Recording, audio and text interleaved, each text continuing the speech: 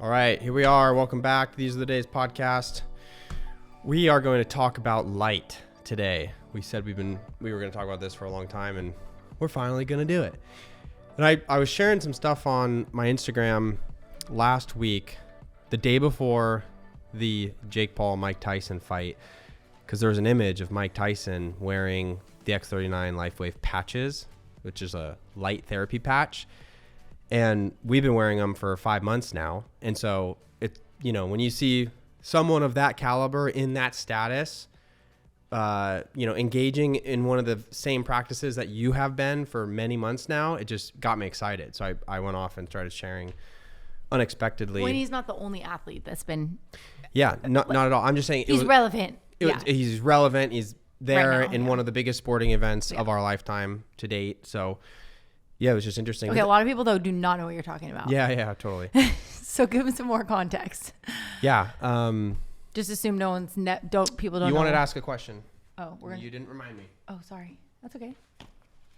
Let's do it. So I remembered. Okay, I'm gonna pull one at random. These are the Connect cards, couples edition. We're gonna ask one a podcast here, and I just pulled one at random. What is something I do that makes you feel most loved? Banger question for. Yeah, you know your answer. Oh, we're both answering? Oh yeah, I'm not just gonna be the only one in the spotlight here. That's the whole point of it. We both answered last time. Okay. I would say, honestly, just like a good big hug makes me feel really loved.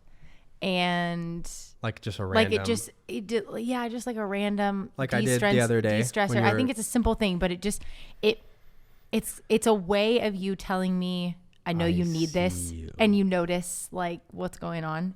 It makes me feel like you care and notice my stress levels typically. And it's just like comforting and safety, or probably well, that makes sense. Whenever you do something in your day or you went out of the way to acknowledge or do something for me, whether it's like a note or a gift or I thought of you or something like that. Yeah, that's unexpected but simple. You like the thoughtful. Yeah. You like knowing when the brain thinks about you. When the brain thinks about you. Yeah. Your cop-out answer, I already know what your answer is going to be. You can't say that. You have to say something else. Okay. Along the same lines, I feel very loved when you make me food. You can't say that. That's a cop-out answer. When you do things... I also feel loved when you do the dishes, but I also feel really unloved when you don't do the dishes. Well, I do the dishes a lot, though. I do them a lot. A lot. And I told myself... You also like to soak your pots and do the dishes after we work for a while, after the kids go to bed for a couple hours. I almost made a secret reel and posted it just to prove a point the other day. You left the stove on simmer on your pot of lentils the other night. And we were away. We were doing kids and reading and all this. The entire bedtime routine. There was no food in it, and so at the bottom was a lead iron titanium caked, completely tattooed to the pan. Hold on, let me finish. I left. Let me finish. Food That's stain. Not fair. And I looked at it and I said, my most sophisticated tool in the shop could not get rid of this. There is only one solution, and that is a proper chemical reaction of soaking. Okay. So I soaked if this it. was actually the lentils, lentils? This was the lentils. I left. I took Ember to gymnastics. So it's your responsibility to turn off the stove. You left doing it. I like to keep the food warm in case people. There was no food in it. That's what I'm saying. So yes, there was. I served everyone dinner. There was still food in it. There was no food in it. Oh, probably because it all burnt up. Probably because you went back and ate the rest. No, I didn't, Audrey. Yes, you did. There was no food in it. This is what I'm saying though. Soaking is a strategic. It's the and I feel like my comment should have got. Soaking is fine as long as you come back The pot was still in the sink. This is what I'm saying. I do the dishes a lot, and in my couple months ago, my ego death experience was like I'm gonna do the dishes, and I made it a very cognitive point to. I feel like you've been doing the dishes for a long time, way longer than a couple months ago. Thank you. Yeah, but also you let the pot soak a lot. You have to say something else. You can't say that. Make you food is such a cop-out. Yeah, I know. And does that actually make you feel the most loved? I feel like that's just your cop-out. No, I feel very loved when you make me food. That's how you feel the most loved. I feel loved when you do things for me, not necessarily in front of the kids, but just in general. Like when you bring me tea. Mm-hmm. Or even if you're in a cup of water in the night. Yes, exactly. Even if you're in a bad mood, maybe especially when you're in a bad mood, just those little perks or. I'm never in a bad mood. You're right. You're not. Those little perks or, whatever. I'm trying to think of an example. You bring me dessert or something, and I'm on the couch or whatnot. I think it's really good. You're still going to food there, buddy. Tea, dessert, consumables. We don't, in the everydayness of life, we don't do, there aren't very many things you do for one another in this season, except food every day, multiple times a day. And, I'm getting a lot of my food or serving myself. But when you do serve me my food, or bring, that's, I think, what I'm getting at. When you serve me, I think is when I feel loved. Well, and what you said about and it's mostly acknowledging food is just the mechanism in which the serving takes place. Yeah, is kind of where I'm getting at. And acknowledging. Yeah, it's funny actually. As you were saying that, I was thinking about I feel like the older that we've gotten, and also the more kids we've had, and the longer we've been married, the more. Just parents in our season of life probably just become acts of service people. You just when it comes to love languages, right? You have there's physical touch, acts of service, words of affirmation, quality time, gifts. And we used to have specific, I was gifts and physical touch, quality time. I can't remember, tied with some of those. You were quality time, words of affirmation. But I feel like the more that we've gotten. No, I was physical touch and words of affirmation. Yeah, physical touch, words of affirmation. Acts of service has become higher on the list. I just said, you just said when I serve you food, but also I can't believe I'm saying this, but physical touch has kind of become an act of service though as well. Totally. Just because of the nature of, it's anything we find the moment to do for one another is an intentional act of service. Because you just don't have the, you don't have the freedom that you did. The hug. It's physical touch, but it's also kind of an act of service these days. Yeah, for sure. Which is funny. No, it's good. And when you do random DIY projects or hang things on the wall for me or do things that I've been wanting you to do, I'm just thinking of other things that it makes me so happy and makes me feel so loved. When you finally get around to doing the thing that I've asked you to do 20,000 times. And that makes me feel loved. And it's an act of service. And I'm oh, really is those acts of service things that are. Well, that makes me feel loved too, because I'm needed and I just got permission to go to get my tools, get my laser, and spend 4 minutes to myself where I'm hanging something or moving something. And it's then I come back, reset, having accomplished something, made you feel loved. Yeah, you could just do that more often if that's going to be a good sequence maybe for we you. Just came up with a strategy. Okay. That's good. It's a good connect card question. Yeah, that was a good one. All right, back to light.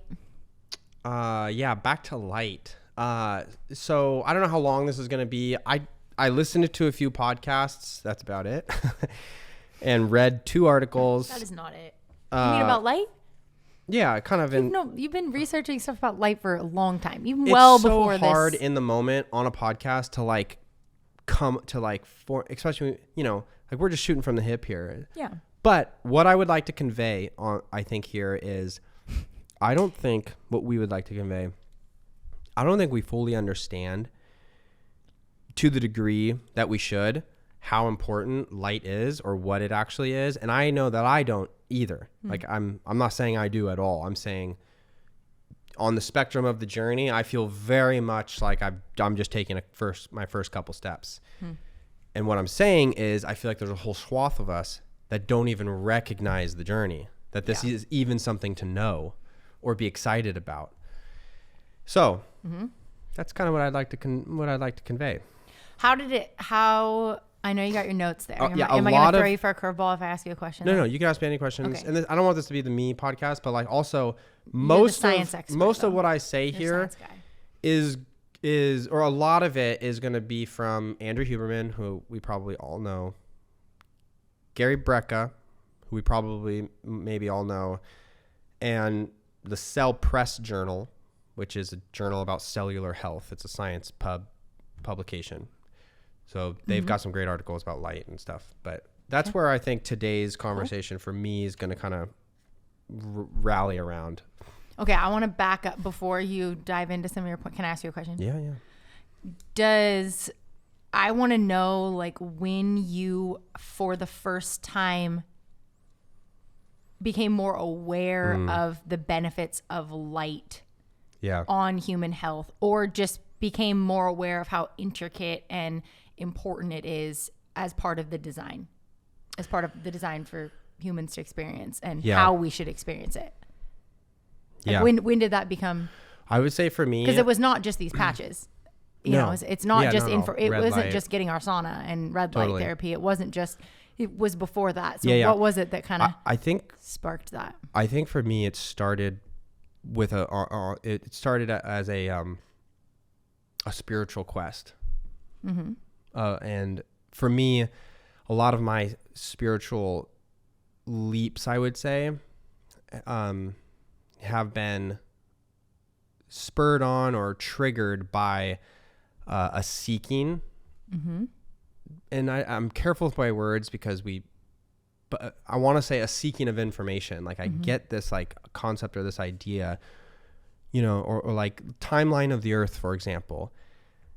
I mean, how far are we really going to like dive into that and try to figure out most of us just stop and say, I have to believe this because that's the capacity in which I'm able to kind of comprehend it or spend time or energy trying to figure it out. And this answer exists inside a belief structure that I am comfortable with and I know holds truth. Therefore, I'm going to submit the exploratory rabbit holes I can chase and imaginative avenues and all that. I'm going to just expire those to stay within this because I can do my life here well, and I won't get distracted and sidetracked and thrown in the loony bin because of where all these rabbit trails can go. What I'm saying is, at what point do we start to explore? And so some stuff like years ago when I read John Lennox's The 7 Days That Divide the World, I believe it was. Yeah. And that kind of gave me permission to, from what was my like the box that I was currently living in, he gave me permission to like peek outside the box and go, like there's a lot of other answers to these questions that in no way whatsoever undermined the actual core values of the thing I believe. Right. That's a good way to phrase it. So I've tagged on all of these other answers to all of these other questions inside this box of my version of Christianity. But like most of it's just, it's really just thought constructs or answers that make sense that swirl around in this box when there's really only a couple core beliefs that matter.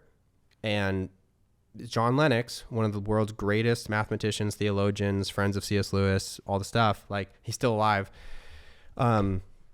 He wrote that book and it gave me permission to start like asking questions. So anyways, through that initial pursuit of like, oh my gosh, like let me read this book now. Let me read this and let me see what the scientists are saying over here. And let me see what the mystics are saying over here. And let me try to like draw a path through it all. Like those are when I have these massive like risings of, I would say, curiosity and understanding.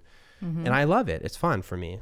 And I think it is for others too. But I have a luxury of, I get to spend a lot of time doing that. Yeah. Was there anything specific? Well, first, with the John Lennox thing, was there a specific thing that you felt like he gave you permission to think outside of the box on? Like, was there a specific question from that book that it got you asking? Yeah. What? It was, and it's why I brought it up, the age of the earth. Oh, yeah. That was, Wait, that what book do you mean, though? was... Explain, though, more. Well, basically, the book I mean, it goes through all of the different ways you could believe. What are the implications of that, I guess? Like, yeah, well, I mean, the implications with every belief you have, some implications could possibly, I guess. With every belief you think you've come to the conclusion of, there are bolt-on beliefs that are inevitably added. Yeah. So if you believe the earth is 7,000 years old, you have to believe an unexplainably large amount of other things by the nature of that conclusion. And what he basically, he kind of breaks that down. And I read this a while ago too. There's a lot more to the book than how I'm revisiting it right now. But he goes, well, let's say you believe the earth is 6 billion years old, right? Well, there's these bolt-on beliefs that come with that. And so he walks through these different structures, and through every single one, you know, or through several of them, he says, like, your core belief in Christ doesn't change here, doesn't change here at all. It doesn't change here. Here it has these implications, which I can't tell you if are right or wrong, but they're there. And there's these implications with this belief. So he just kind of goes through, and you get to like walk through what you think is truth, you know, is really maybe just an opinion that's been added to this core belief. Is kind of what it is. But so many of us defend these peripheral, you know, conclusions as if, you know, and we're willing to die for them. And I just, I think I've come to the conclusion that, like, the earth 7,000 years old, 7 billion years old, I'm not going to die on that hill. It's an amazing scientific conversation. And, you know, let's have the conversation basically. Yeah. But like, Christ doesn't change. The reality of Jesus doesn't change. The nature of God, the laws of the universe, these core realities don't change, you know, based on some of them do change a little bit. Like I said, there's always implications to a conclusion you come to, but anyways, I'm just rambling, but I'm sharing that. Like, that's the question. Yeah. I just think there's a lot, we just don't know anything. Like, it's so true. The more you know, the less you know. I mean, I feel like every day I'm like, I literally know nothing. I don't. I mean, it's just crazy. Like, with every rabbit hole you go up, no matter how smart the guy is you're reading, you know, or listening to, or lecture that you're watching, like, there's just 1,000 more questions to every single conclusion. So yeah, which is why Jesus did such a great job of distilling it all down to, like, love the Lord your God with all your heart, soul, and mind. Love your neighbor yourself. Like, let's just lock in on that, and then go have fun, basically, or go fight about the rest, basically. Which is what we do. Or, well, yeah, it's what the church kind of. Yeah. Now, there are others laid out that support, prop up, and guide those two cores. Yeah. And they're important. But again, there's two cores.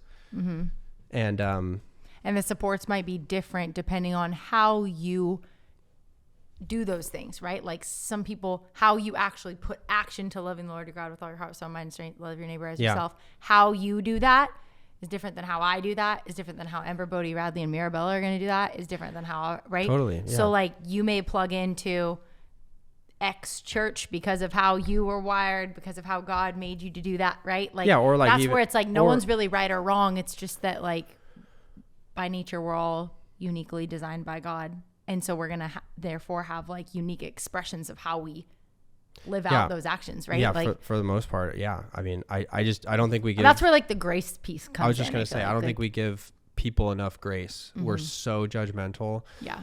And we just shut down a lot of life because we're not looking through spirit, we're looking through ego. And so much of our religion is wrapped up in ego, in my opinion. And that's kind of, that's the big problem. And that's exactly what I think people like Jesus tried to get us to see through. Yeah. Okay. So, speaking of seeing and light, back to, Jesus so light is the light of the world. Yeah. So that's, I mean, let's just start there. Like, Jesus is referred to as the light of the world. That would have no meaning unless light had meaning of equal significance. And it does, in my opinion. And, like, that's why that analogy squares up and makes sense or whatever. But so light is energy, an energy, electromagnetic energy to be precise. And it's information. So like everything is vibrating to some extent. Sound, light, it's all wavelengths. And it's this is why some people think we live in like a, holographic reality. That is a fancy way of talking about a scientific truth. You know what I mean? And it's like, so it's like, if you were to break everything down, what it would be is energy moving, or whatever. So it's all wavelengths. But when you talk about light, like we see a spectrum of light. But this and we'll throw up a graph here that's like really helpful to see this. The light spectrum in its totality is massive. Like there's so much information out there. But we see the color spectrum. Like think of the Pink Floyd album. White light hits the prism, and then you see the color, the rainbow that comes out. Like that's our color spectrum.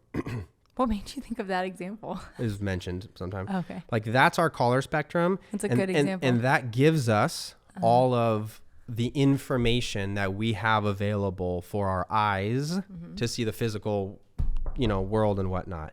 But it's information. What we're seeing is information that our brain is interpreting. That is a hard surface. Do not hit head against hard surface. Like I can see that. It's information for the brain to navigate. But this little tiny spectrum of light is not the only spectrum of light or reality that carries information. There's information in every single bandwidth, size of wavelength of light. So like we can't see infrared light with our eyeballs, but it's still on the spectrum of light and it still carries a massive amount of information. UV light carries a massive, gamma, X-ray, the list goes on. They all carry information at certain wavelengths or frequency. So like the color spectrum is at a certain wavelength that our eyeballs are able to see and interpret. And and they interact with reality in a certain way. All the other wavelengths or spectrums of light, they're at different wavelengths and interact with reality differently. So let's just take red light because that's a popular topic. Yeah, well, because before you dive into that, there's healthy forms of light and non-healthy forms of light, right? Well, I mean, all light is information. Artificial versus. Yeah, so there's light designed by God, and what I mean by that is there's light that was designed for the organism of the human to operate our functions and via information tell us what is safe about our environment, what is not safe about our environment, and how we should navigate circadian rhythms, wake up, go to bed, make chemicals like serotonin, melatonin, all these other processes in the body. And then there's artificial light or man-made light that doesn't carry much, and it not only does it not carry the information needed for us to function properly, but it can actually damage these natural organic processes of nature. Yeah, that's what I wanted you to break down. Yeah, but like people often say like UV light's bad. No. UV light, actually there's a study in Cell Press Journal. I'm skipping ahead a little bit, but it showed certain levels of UV light were directly associated. Hold on, this is so fascinating. Yeah, UVB, ultraviolet, blue light, shortwave light. So like the sun? No. Yeah, so like the sun engages in a skin-brain gonad axis, which, so it has a lot to do with like our not mitochondria, our what's the sex organ word? Libido? Yeah, like that type stuff. So it said a certain amount increased it. I didn't write down the percentage or whatever, but so there's information in what I'm getting at in UVB light that's extremely helpful for the body. Anyways, interesting. So here's just another interesting thing. So like, think of a pit viper. It doesn't see. What's a pit viper? Snake. Viper. It's snake. Oh. It sees. I don't know what kind of snake that is. It's just a viper. Okay. Snake. It sees an ultraviolet light. Okay. Or sorry. Oh. What does it see in? It sees in near infrared light, I believe. Yeah, near infrared light. So it doesn't see the color spectrum or the world in the way we see it because its brain and its eyes aren't programmed to process the color spectrum that we see in the same way. So it uses the near infrared light spectrum to see. So it sees in heat mapping. So when a pit viper and other animals, we have goggles that do this in the military. It's heat. They're goggles where what you see, this is how you see at night, right? Because you can't see at night, there's no light from the light spectrum. So you have to see via a different bandwidth of information, which would be near infrared, which shows heat. So is that how cats can see in the dark? No, cats are different or whatever. But like a pit viper, I mean, so what it sees is like blotches of heat. So it sees in more of a blurry, blotchy world. But again, it lives its life. That's all it knows. So it's very aware and keen. And like that's how it can see behind leaves and trees and stuff, because it sees this light vibrate. Like it sees auras, basically. You know what I mean? It sees that energy field of information. Crazy. So anyways, so red light's super interesting, because the reason everyone's so hot on red light right now is because it's a certain wavelength of information that penetrates through the skin all the way down to the bone level, the bone. So the reason we call it red light is because this package of information, right, hits the body. The visible color spectrum is reflected off the skin and bounces off the skin as red light. So we call it red light. Yeah. But the majority of the information associated with red light is actually going through your skin and goes right through all the cells and mitochondria, and it's affecting, goes right through you. I mean, it affects every single cell in your body, and it does amazing things and I don't have it all written down of the beautiful stuff that near infrared light does, but we did a podcast with Brian Richards, one of the founders of Sauna Space, and he talked all about that. So you can go listen to that. Like and there's expert on red light therapy, but yeah, there's podcasts everywhere where people talk about specifically the red light benefits or whatever. But that's why what I want to get across is like that's what's happening.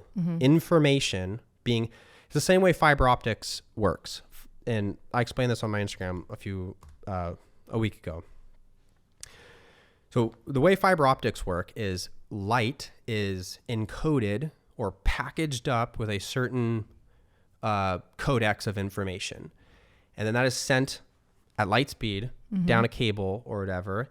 And it is received on the other end, and it is decoded or unpackaged. And that whatever the information is carried out by the computer reading it, the software reading it, the brain reading it, whatever it might be. That's how fiber optics work. So light is essentially, so what fiber optics is us studying nature and saying, that's a really fascinating, efficient way to get information to places we can't get it via any other means. And so we copied nature and we built fiber optics. Most of our designs are just simply copying nature. Yeah.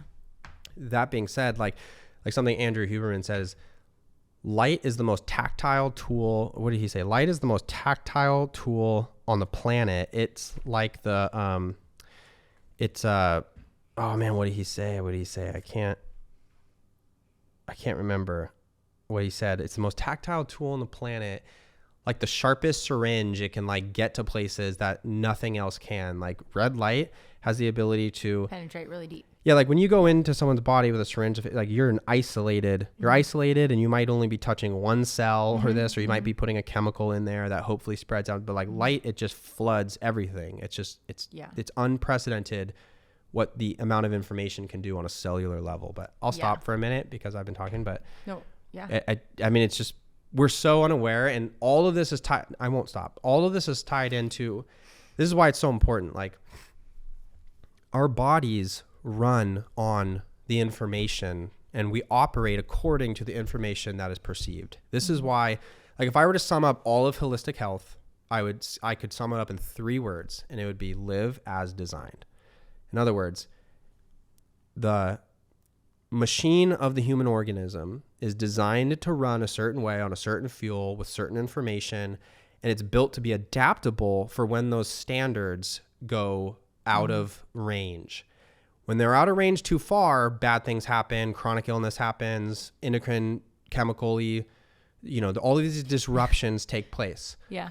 And so the problem is we now live in a society that, capitalism is amazing, but it's come at an expense, and the cost and the expense has been, in order to save money, to make money, we've cut a lot of corners and used cheap synthetic ingredients and products that are cheaper on the market, but are reaping really slow death results to the population. Yeah. It isn't like drinking poison and dying. It's like slowly drinking poison and dying. Yep. And that's why people, there's, I don't think conspiracy theory is even a negative connotation anymore, because I can't keep track of the scoreboard at this point, and nobody wants to admit it, but it's just insane. It's like every other day, it's like, something that was a conspiracy yesterday is now just science, and everyone's like, trust the science. It's like, no. Science is supposed to adapt, be tested, be tried, be put under the microscope, change, adapt. Evolve. That's literally what evolve. Like is. gravity is still a theory. It's the theory of gravity. Yeah. And one day that might change, believe it or not. But we use it as this like rock solid staple of reality, and it's not. Very, very few things are rock solid staples of reality. We'll get back to the conversation in just a minute, but first, a quick note from this episode's sponsor, BetterHelp. That's BetterHelp, H-E-L-P. It's an online therapy platform that aims to make professional therapy accessible, affordable, and convenient. So obviously, we talk a lot on this show about mental health and how mental health will in turn affect your physical health, right? But it all starts in the mind. And therapy isn't just for, someone that's gone through trauma necessarily. It's kind of that it's that ongoing healthy conversation that you should be having with someone to deal with just the average stresses of life that can build up. So for me, I have not yet gone to professional therapy, but I've been meaning to, and I want to, and I think it's amazing. Working through life and just learning boundaries and coping mechanisms and just processing your thoughts out loud with someone has got to be extremely helpful. The science says it's helpful. And what's so great about BetterHelp is they make it so convenient. So I really have no excuse now. Neither do you. They make it so convenient and they tailor it to your schedule, which is awesome. So therapy is something we think everybody should try. BetterHelp makes it extremely available and affordable, done by professionals. So if you're thinking about starting therapy, give BetterHelp a try. It's entirely online, designed to be convenient, flexible, suited to your schedule. Just fill out a brief questionnaire, get matched with a licensed therapist, and you can also switch therapists at no cost at any time. So you can really find someone that you connect with. So if you've been thinking about giving therapy, now is your sign. Go do it. Go to betterhelp.com/TATD to get 10% off your first month. That's BetterHelp, HELP.com/TATD. TATD is the acronym for These Are the Days. Back to the episode. So information. So there's one thing I want to say real quick. Light energy carries information or it sets off a chain reaction of information for our body. So think of it. I mean, it's like in a good light. This is why our environment. This is good light though. Any light. It's all information. It's like your body can't not be reading the book of life. And it is interpreting what it's the book of nature. It's and not even of nature, but like, let's say you don't put yourself in nature, it's still reading the book of your life, which is your surroundings, your environment. This is why your environment is so, so important. Light is a communicator of what's going on in and around us. Some signals are received on the outside of us, and some signals via the wavelength are received and interpreted on the inside of us. And that tells our bodies to undergo certain chemical, hormonal, processes, which. So that's like the patch. That's like well, yes. our body's own light. Like you haven't talked about that yet. Talk about the science behind like our own bodies emit light. We are light beings. Yeah, all that. Right? Like all of that and just which how. Yeah, which I mean, we could go on so many ties rabbit in holes like, that, but like the esoteric rabbit hole here is so interesting. Like if you guys haven't seen, just Google or YouTube like the videos of at conception. What is it? It's at conception, right? Yeah. Conception. Yeah. The moment a seed is accepted by an egg. Yeah. So at conception, there's a light. They can see it now. Yeah. Like you can see it on videos if you look it up on YouTube, and it's it is literally like light that just like flashes for a second. Yeah. And it's just crazy because like obviously the Bible has so much language about light and that we are supposed to be light, salt Yeah. of the earth, light of Yeah. the world, people, and all of that. Jesus was the light. Yeah. You know. So the metaphysical interpretation of the Bible, I think, plays a key role in the current collision of esoteric and spiritual tradition And health. and the current science and technology that we are now able to observe and study God, nature, reality. There's a collision taking place. It's so much more connected that we've ever known it to be, because we've never been able to see it and study it the way that we can now. Yes. So now all of a sudden the Bible has a whole new layer, of science on it that's Yeah. not contradictory to the Bible, but actually like in harmony. complements it in this whole different way, because now we see all these things and we're like, oh, all this light language or all this. Oh my gosh. Like the tribe of Judah, I think it is, right? We're going to pause. This is crazy. You guys are going to lose it. You guys are gonna lose it. Okay, you need to explain though our own bodies then, like emitting light, because you haven't talked about that yet. Okay, I'm gonna come back to this. We're gonna pause, but remind me. There's this tribe of Judah. I think it's tribe of Judah. Oh, I should have thought of that. It's the most. Anyways, what I'm about to explain That was is such a your dad mannerism. Oh, yikes. Sorry. Okay, continue. So what was I? Oh yeah. So our bodies emit light, right? Back to the pit viper example. Yeah. Pit viper can see you because it's seeing the light. Heat is light. The sun is heat, which is light. Fire, heat, light. Mm-hmm. The pit viper is watching the light escape from your body. And everyone's body emits a certain wavelength or frequency of light. Mm-hmm. And not to get too freaky too fast, but a lot of the esoteric ancients and mystics have referred to this heat mapping reality of information as an aura. Mm-hmm. And this is where, like, for example, really righteous and holy people living in harmony with God and indwelt with the Holy Spirit are typically referenced with a halo of light around their head. This is the esoteric meaning of all of these pictures and paintings that have been painted throughout time. They're trying to point to a truth, point to a reality.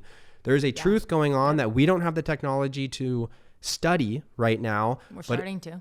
But exactly. But it is there. And how do we communicate this for not just hundreds of years, but centuries? You know what I mean? Like thousands of years. How do we communicate this? And so anyways, your body emits light, whether you want to believe it or not. And light is energy. Energy holds information. So what these now we're talking about Lifewave X39 patches and why this technology is so interesting and kind of making a big splash right now. And a lot of people are talking. Athletes, again, have been wearing it. Okay, I feel like people need like a reference. Like, yeah, show them. See, like, well, I have them right you here. have your sweatshirt on, but like this is what it looks like. Can you see it on the screen, Jar? Right there.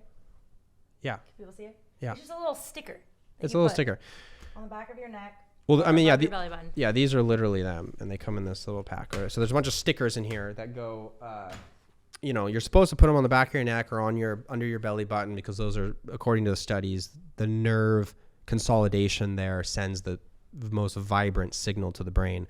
Anyways, light comes off your body, and these are these gelatin nanocrystal structures that are designed in a certain way to what it does is the light comes out of the wavelength of information comes out of your body, hits this patch, and the patch reflects back a small, just a small isolated area of light at a different frequency or wavelength, kind of like a mirror with like a couple broken pieces of glass. It's going to reflect back a different quality of light, but what it's reflecting back, it's like fiber optics. It's a signal of information that the nervous system of the body is going to unpack the information and carry out the tasks at hand, the tasks it is told to complete. And in the case of this specifically, the X39 technology or patch, it's like a phone call to the brain saying, hey, could you please do this? Could you please create more GHK-Cu copper peptide, which is the peptide directly associated with stem cell health, stem cell growth, anti-inflammatory and various other things. Metabolic health. It's like That's super interesting technology. It's really, really fascinating. So, and it's not new. It's been around for a while. It's just gaining popularity right now. Pro athletes are always like ahead of the curve. So they're always recommended stuff at cutting edge. And this is 15 years. There's, you know, like Serena Williams, like 10 years ago was wearing this on her arms, right? Anyways, now it's kind of more mainstream. They chose a business model that's interesting. That's D2C. So like they didn't want this to get squashed or bought, at least according to some of the CEO conversation panels that I've listened to, in an effort to not let it get bought out or squashed because the tech could be so revolutionary. They chose the D2C model, which makes sense if you want something to be not only for the people, but owned by the people. Anyways, really fascinating technology, but that's how this works. And that was the stir that got me talking about all this publicly because of the Mike Tyson fight, because Mike Tyson had him all over his body before the fight with Jake Paul. There's the full circle. Okay. And here's how we found out about them. Okay. Because we've been wearing them for almost 5 months now. And basically, the story goes, one of my friends and I, it's actually a longer story, but one of my friends, her whole family started using these patches and seeing amazing health benefits. Like her mom has had chronic fatigue her whole life and was a working single mom, like would be tired and have to take naps in the middle of the day. And she's tried everything under the sun. And this like just immediately started helping her. And then her sister had like some issue with like her gums or teeth or whatever. And it just, she didn't even like, that's the crazy thing about this patch is like, you don't put it on intending for it to heal something specific, but it is going to, it is going to help you with what you need help with in your body based on those signals that are being sent back and forth. And you're way better at explaining it. Real quick, the analogy I'll give to that real quick is let's say the brain is the driver of the car and the car is your body and you start to get a squeaky wheel or something less noticeable. A bolt is slowly starting to become loose on your motor mount. And, you know, someone drives by and throws in a pack of grease and a wrench that just so happens to fit the exact size of that bolt. As the brain of the body, as the driver of the car, they might not know what needs fixing. You know exactly what needs fixing. And so the brain will allocate resources that it has to go to exactly where it needs to go. So the science says you might not know what that is. It might be your blood. Like you might need blood restoration on a cellular level, or you might need something to deal with your stomach lining or colon, like these things that maybe won't be that noticeable, but your brain knows exactly what it's going to do because the science says the brain will produce the GHK-Cu copper peptide. It will do that. And it's like how you see it actually functioning and showing up in your day-to-day life is different for everyone. Yeah. And obviously like different time spans before you can see benefits, but the testimonials on it are super crazy. That's what sparked my intrigue by it. Yeah. And testimonials on all kinds of things, like people with MS able to use their hands for the first time, people's skin, people with chronic back pain their whole life, surgeries that they've had and have struggled coming back from. A lot of people, like for me, that's why I put it up close to my brain, because a lot of people have crazy testimonials with it helping them with brain fog or anxiety or depression. So one of the things I'm really hoping that it's going to, the more that I wear it, continue to help me with my brain fog. I still have some. Real quick, this is what it is. It's literally a patch. In the center here is the nano. They say because it's a gelatin structure, they say only wear it for 12 hours because your body heat will literally start to degrade the structure and it just won't work. Also, so we keep them underneath our coffee maker and we just put them on when we make our coffee, matcha, decaf, whatever in the morning and take it off after we put the kids to bed.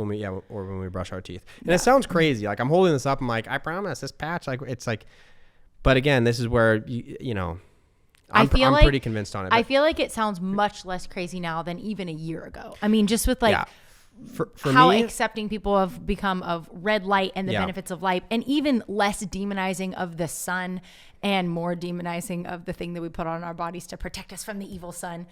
Like we've just, I think people have like learned some things over the past few years. More information has come out, and with that information, people have sort of evolved. People have realized like, oh, there's something bigger, larger happening here that we can't necessarily see. Yeah. But we know is helping us, and the testimonials will speak for themselves. I mean, it's crazy, like the things that this has helped people with. But for me, one of the things is So I had, like, I'm a redhead, fair skin, whatever. So speaking of the sun, I do go and like get checked every year, dermatologist, make sure I don't have any cancerous moles or anything like that. And so I've never had anything that's been cancerous, but I have had a couple that have been removed or biopsied or whatever just to see. And so a couple of them have scarred really bad. And I've had the scars for years. Like I've got these removed 5 years ago, 6 years ago. Yeah. So that's one thing. That scar in the time of wearing this patch for the past 5 months has like completely shrunk down. Like it's way lighter. It used to be this kind of like burnt cigarette mark. Like if you've ever got a mole removed before, that's what it looked like on my hip. Like your lips. And now it's like super, super faint, white, really small. And another thing is, I actually got bit by a dog about that should have been one of ago. your scary stories last podcast. And yeah, it wasn't my scariest story, though. Really? It Okay. was definitely not. Copy. Definitely not. But anyways, I got bit by a dog. Well, that was a whole other story that I won't tell, but pretty bad. Like pretty bad. It scarred pretty bad. Back of my leg, like bruised pretty bad, broken skin, everything, broke through my pants and everything like that. And so I've had a scar, and that happened maybe 8 months ago, a year ago, more than a year ago. Oh, dude, that was crap. I don't even remember. That was It was about a year ago. Anyways, it is like completely faded, that scar.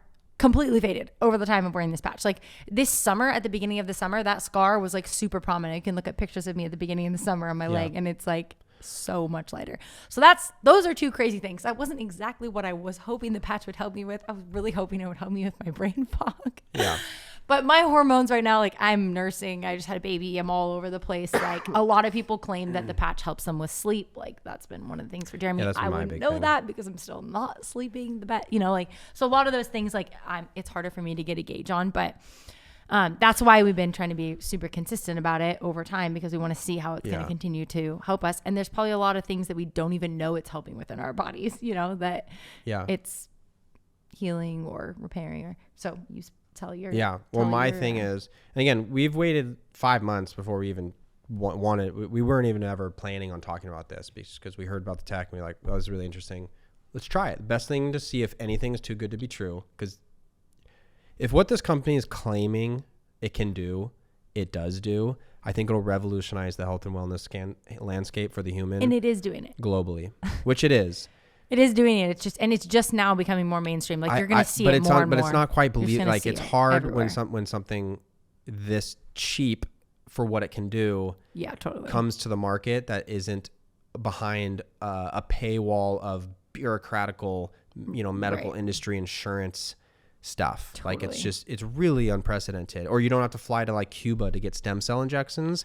Talk about that. You can just call your brain and via a signal, a light signal, and tell it to do that. It's crazy. And talk about that a little bit. Like stem cells, hot topic a little bit, like especially in Christian communities, you talk about stem cells and stem cell injections. Obviously people know it's beneficial for their health, but there's a lot of controversy with that because there's not great things in those stem cell injections that a lot of people disagree with. This is obviously completely different, but the reality is the brain knows how to do a lot of things, but over time it starts to reallocate its resources, and more so than the brain reallocating its resources, the body loses the ability to efficiently and effectively navigate energy throughout itself. So like energy pathways. So the reason movement is medicine and motion is lotion is because you are keeping pathways. You're keeping blood flow and electrical pulses, and you're like a taking a deep breath in and out. You're opening and closing all of these pathways of the body, and it helps energy flow. And so that's basically what these patches are doing, is they are recalibrating on a cellular level the communication flow of energy throughout the body, which is insane. It sounds like we're crazy. As you were saying that too, I was just thinking about the movement thing and like the energy and flow and all that. And that was the word that God gave me really for my birth with Mirabella, was movement and move. And I had that vision of the field moving and whatever. And then I felt like I was supposed to really move in labor, but like energy flow, in labor, like all of that just happening. Yeah. When you're designed to move, like it just does help your labor happen more efficiently. So that energy is more smooth and efficient. Totally. And I don't know. Yeah. Funny. I just thought of that. If you could, like, if I could think of like a really quick example, you sit all day. Let's say you sat all day and watched a movie for like 6 hours. When you got up, it would be really hard to move. Like you'd be stiff and like, oh my, like when you get out of a car from like a road trip or whatever, you have to like get the energy, the blood moving. So that's an isolated example to point to a truth that's happening on a cellular level as well. So stem cells, the highest concentration and density of them is obviously found in like fetal tissue and whatnot. And that's where the controversy comes in with them a lot. But what if we knew the phone number of the production facility of the brain to produce them again, or to open up those pathways? That's basically what these are, is it's calling, and there's only one phone number to that office, and they have a patent on that. And that's why there will never be another option on the market, because the phone number to the brain to do this task is under patent. So that's another interesting thing, which some people are like, they should open this up, for more, which they might, but it's just fascinating. They won't for 18 years or whatever it is. Yeah, it's under patent for 17 years or whatever. But, and it is interesting they chose the D2C model. I just think that's like, the more I think about it, I'm like, wow, that's really, because they did that 30 years ago, 25 years ago. So the world was much different back then. They had no idea that there would be the social media environment we live in today, where a model like that makes the most amount of sense if you want a product to be. Hold on. They did that 30 years ago, as in this company's been around for 30 years, but this patch has not. So this patch is what put this company on the map. This patch is what became the viral, clinically proven, studied thing that then just blew it up, because people were having the craziest testimonials with it. Everyone from athletes to chronic illness to people with major disabilities to just the everyday person really struggling with sleep or struggling with anxiety or whatever, like all kinds of things. It's just crazy. It's funny because when I was in college, was I still in college? Yeah, when I was in college, I worked the Olympic trials for track and field because I was a collegiate track runner, and I got this internship. Oregon, specifically Eugene, Oregon, University of Oregon is Tracktown, USA, right? It is like the mecca for track of America.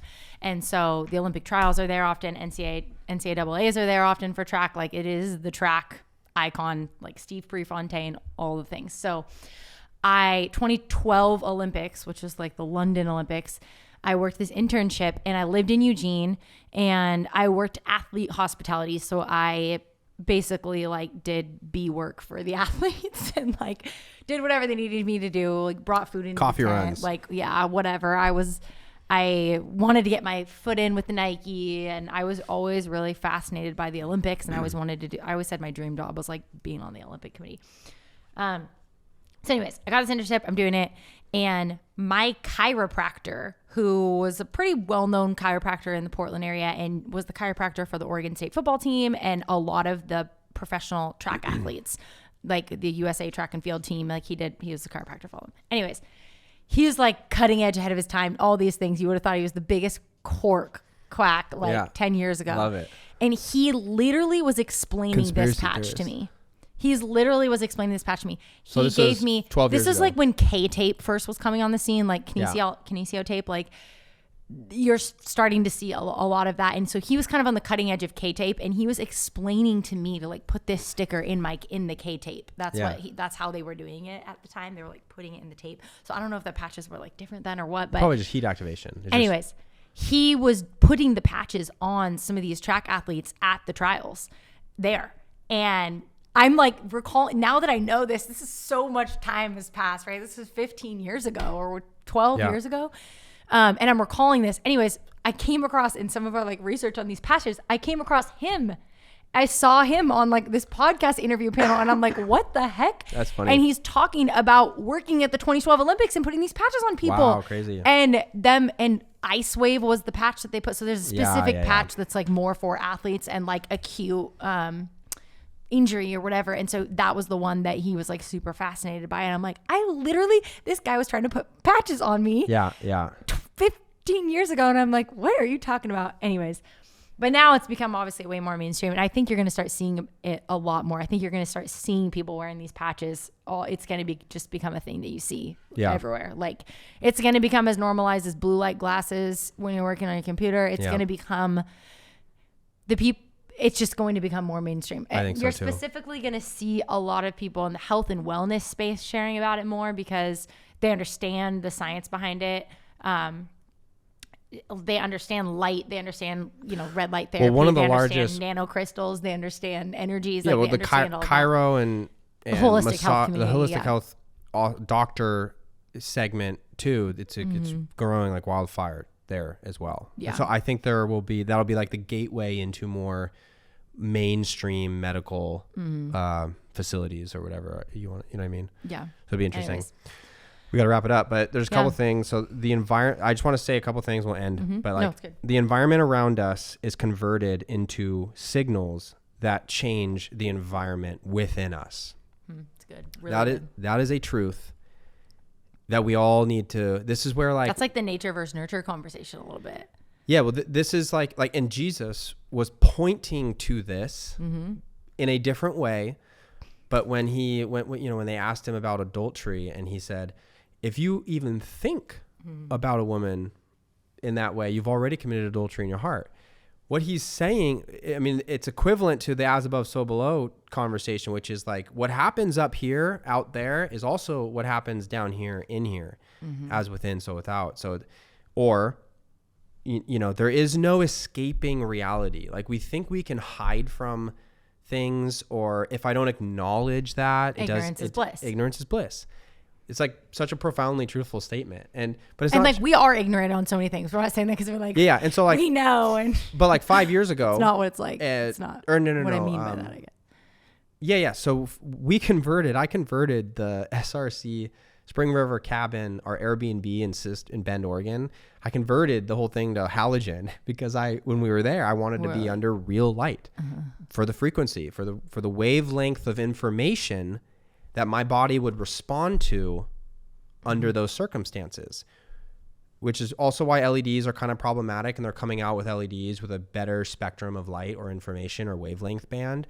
Really interesting tech there. But also trying to ban halogen lights too, right? Yeah, they also banned which is just bonkers to me. They claim it for energy savings. And you cannot find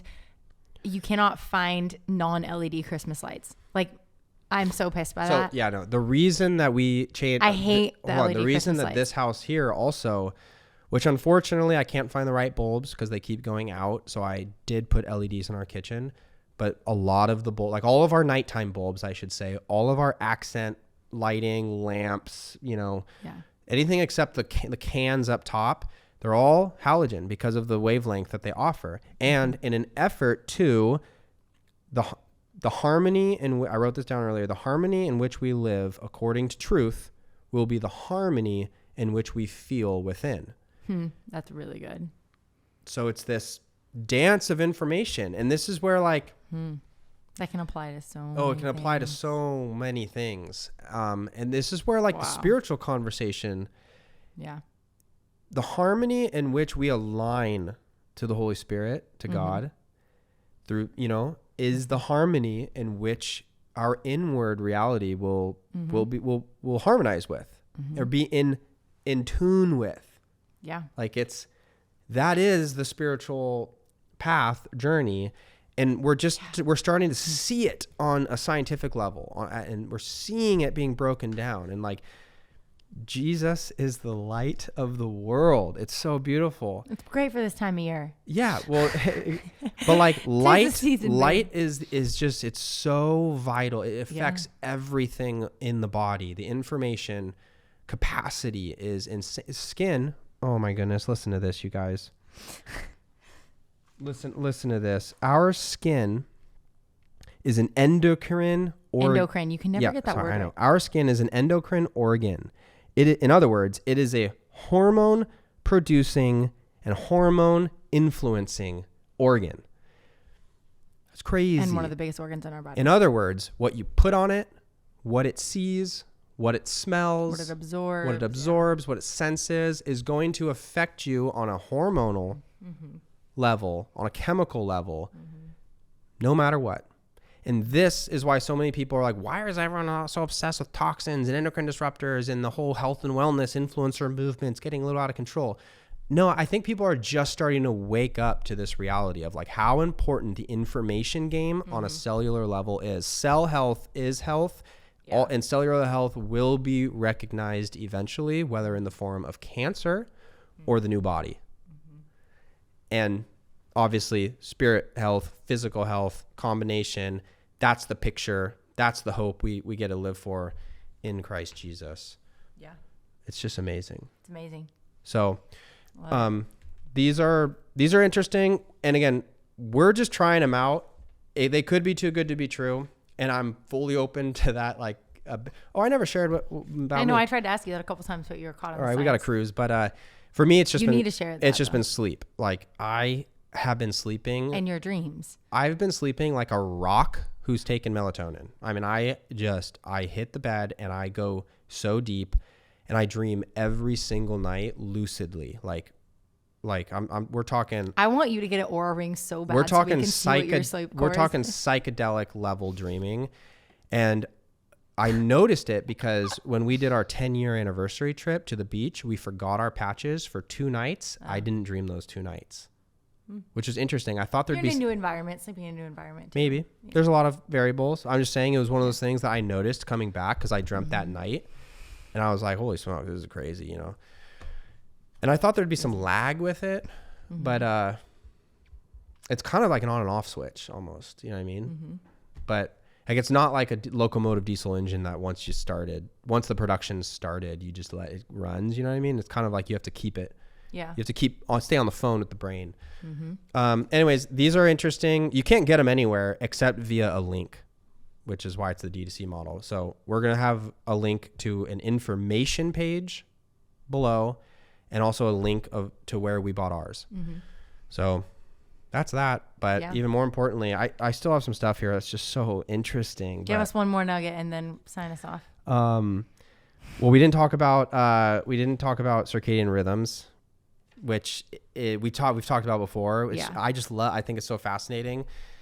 One thing though that I think that you didn't talk about either is like, and I feel like this is an easy one for moms to get behind that maybe aren't super, like, I'm not as into the science. Obviously, I'm very into the holistic health stuff, but not as deeply into it. I can't explain the science like you. You need like a nickname, Jared Bear the Science Guy, whatever. Like you have such a way with that. No, I don't know. But like, like babies when they're born and they have low bilirubin levels and they're jaundice or whatever, what do they do with the babies to help them not be jaundiced? They put them under light. Light is literally what makes them better. So like, I feel like that's, level, on a cellular level, like that is an example of how mainstream medicine has used light to, you know, like it is acknowledged as something that our bodies do need, right? Like from birth, you need that. And that is the healing thing, right? So it's just, I feel like that's an example that a lot of people can be like, oh, okay, like that. I get that. Yeah. It's not this foo-foo thing. When you start reading the Bible with this new, I mean, it's trying to tell, it's just such a fascinating library of books. Like it really is a special book, but it's not the only one that talks about a lot of this stuff on a deeply truthful level. The wavelength matters. Different wavelengths penetrate and communicate different messages. So throughout this week, think about light and the messages that's being communicated to you, whether it be artificial or from God. But 2 goes the same with voice. The wavelength of your voice will penetrate and communicate different things. So how you talk to your kids, your spouse. That's convicting. I mean, the anger levels that can come up and the stress, you are communicating. And your environment is reading and interpreting the messages in which you have the privilege to put out into the world. So we put out a light message into the world. And I would say it's more associated with holiness. And we also put out a physical message in the world, our body language, our voice, how we talk, how we carry ourselves, how we greet people. So think about that this week, and we'll end it there. let's go red light sauna. Thanks for hearing me out. Hope that was helpful.